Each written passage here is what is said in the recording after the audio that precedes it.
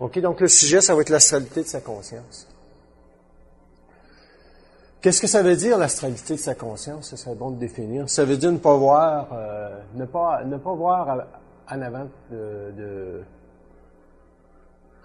en avant de ses pieds. C'est comme il neige aujourd'hui, il y a de la neige. Quelqu'un qui est moindrement astralisé dans sa conscience aujourd'hui va voir la neige comme un obstacle. Alors que la neige est tout simplement de la fumée devant ce que l'homme doit devenir, ou ce que les gens doivent devenir.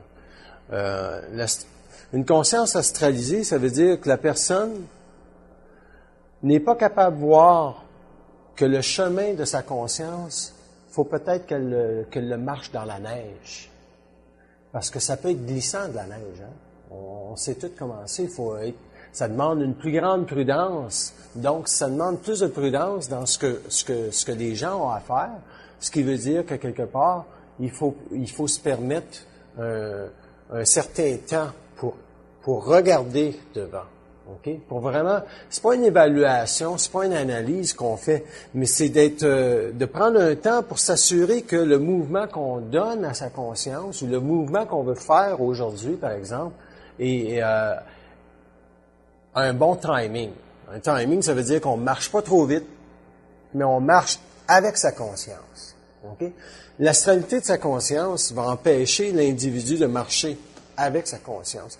Bien souvent, prenez un exemple, vous vous levez du lit. Si vous vous levez trop rapidement du lit, bien souvent, si vous n'avez pas identifié comment vous êtes après une nuit dans votre rêve, parce qu'on se réveille quand on a fini de rêver, à un moment donné, on sort, on revient en conscience matérielle, on revient en matière.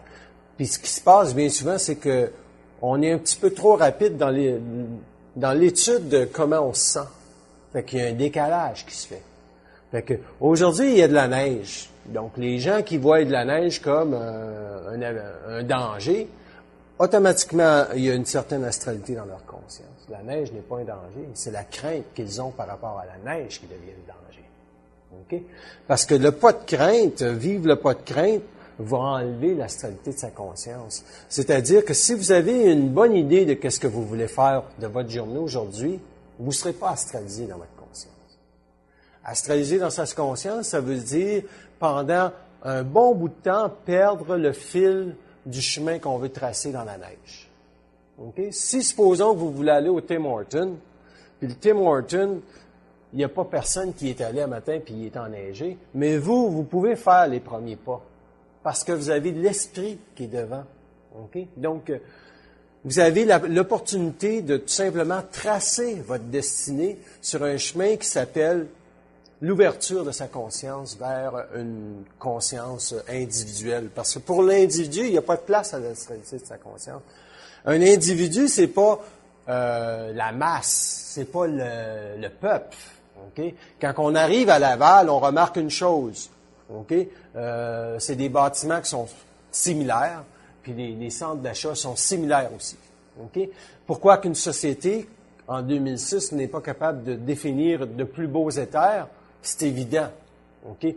Tout est fait en fonction du maintenant, puis c'est des copies conformes, une après l'autre. Est-ce qu'il y a vraiment une destinée qui se dessine pour l'homme conscient?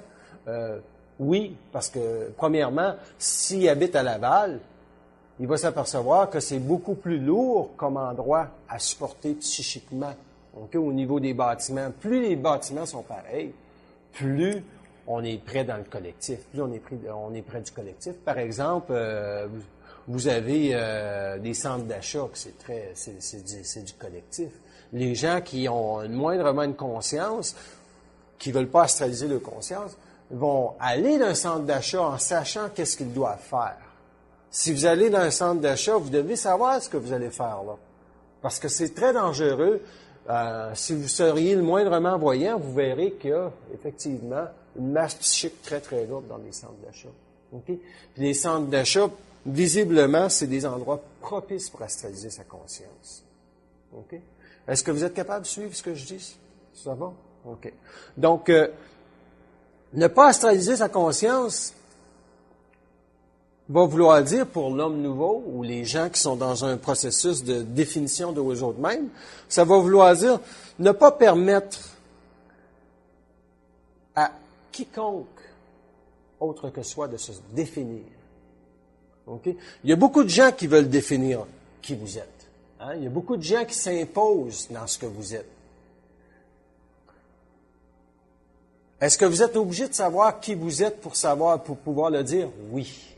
Okay? Donc, c'est normal que les gens qui tournent autour de vous autres vont vous dire, je pense que tu es comme ça. Mais le « je pense que tu es comme ça vient d'où? Ça vient de l'ego qui veut parler. Parce qu'il n'y a pas d'études nécessairement par rapport à votre conscience quand que l'autre y arrive. Donc, c'est très facile de se faire astraliser par quelqu'un d'autre.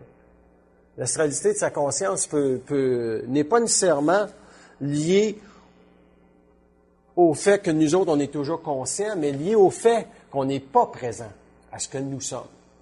La conscience, c'est un rapport de force. C'est ça de la conscience. Avec qui?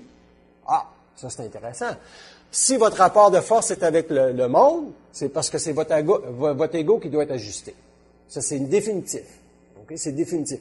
Mais si votre rapport de force est avec les plans, ça veut dire qu'à quelque part, c'est l'esprit qui est en train de s'ajuster dans l'ego. Il y a une grande différence. Je ne sais pas si vous voyez la différence. La différence quand l'ego est ajusté par rapport à une autre personne qui se présente dans votre champ de conscience, il est capable de se mettre en neutralité. Il est capable de faire une étude objective de la présence de l'autre, jusqu'où va le rayonnement astral de l'autre sur sa conscience. Comment on peut identifier le rayonnement astral de quelqu'un d'autre sur sa conscience? Parce que c'est ça, l'astralité de sa conscience, ça vient pas toujours de soi. Ça vient simplement du fait des fois qu'on rencontre quelqu'un, on pense qu'il est intelligent.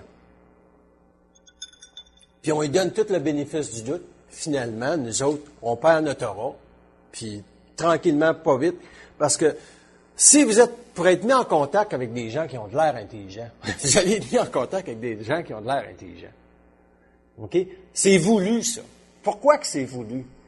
Parce que vous devez vous définir, vous, en tant qu'être intelligent. Puis si vous n'avez pas à découvrir que vous n'êtes pas intelligent, c'est correct. Vous allez être en contact avec des gens qui pensent qu'ils sont intelligents. Puis ces gens-là qui pensent qu'ils sont intelligents vont pouvoir vous définir pendant X nombre d'années, puis ils vont pouvoir effectivement édulcorer votre corps astral dans le sens propice à leurs besoins et non propice à votre individualisation pour que vous deveniez une personne entière dans votre propre champ de conscience. Un individu qui n'est pas capable d'observer qu'une personne n'est pas intelligente, même si ça semble intelligent ce qu'elle dit, va astraliser sa conscience. Ça, c'est intéressant. Parce que c'est tout là que ça part la négation de soi. Tout là que ça part l'incapacité de se définir, okay? En tant qu'individu. Tu sais, pour marcher dans la neige, puis savoir que tes pas vont te donner le droit à être dans ta destinée, il faut que tu sois capable de voir c'est quoi ta destinée. Sa destinée, c'est certainement pas de s'entourer de gens qui semblent intelligents, mais qui ne le sont pas vraiment. Comment qu'on fait pour définir que l'autre n'est pas intelligent? Il faut que vous soyez capable de voir à quel niveau vibratoire l'autre se situe. C'est-à-dire, quel est le degré d'émotivité dans sa parole?